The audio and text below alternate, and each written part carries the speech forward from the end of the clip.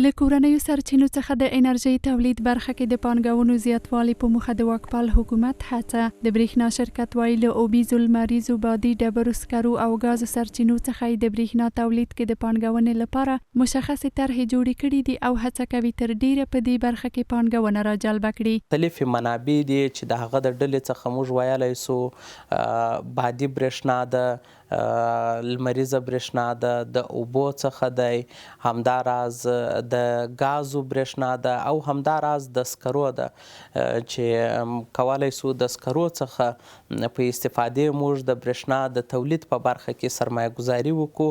موږ دغه 15 منابعو کې مختلفې طرحې جوړې کړي دي. د برېښنا شرکت په وینا تر دا مهاله لسګونه ملي سوداګرو له کورنیو سرچینو څخه د انرژۍ تولید برخه کې د پانګونې لپاره خپله لیوالتیا اعلان کړې ده او دوی سره په دغه برخه کې تخنیکی خبرې اترې روانې دي. په لسګونو پانګوال راغلي دي او لیوالتیا د برېښنا په برخه کې پانګونې ته ښولې ده چې تر دې مهاله پورې موږ د یو شمېر پانګوالو سره په تخنیکی بحثونو کې، یعنی زموږ تخنیکی ټیمونه د هغوی سره د دغه پروژو پر سر باندې تخنیکی بحثونه کوي.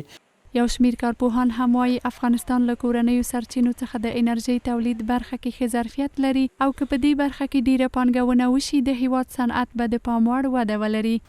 افغانستان ظرفیت بالایی برای تولید انرژی برق از منابع آبی، آفتابی، باد و سوخته‌های مانند گاز و زغال سنگ داره.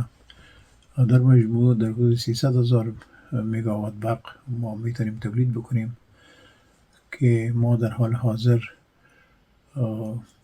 چیزی کمتر از 1000 مگاوات برق در داخل تولید میکنیم. د اوبو او انرژۍ وزارت تر دې وړاندې اعلان کړی و چې له کورنیو سرچینو څخه د برېښنا تولید لپاره 15 کلنه برنامه لري او په هیواد کې د برېښنا ستونزو د هواري په موخه د برېښنا د تولید پروژې د خپل کاري لومړیتوبونو کې راوستې دي.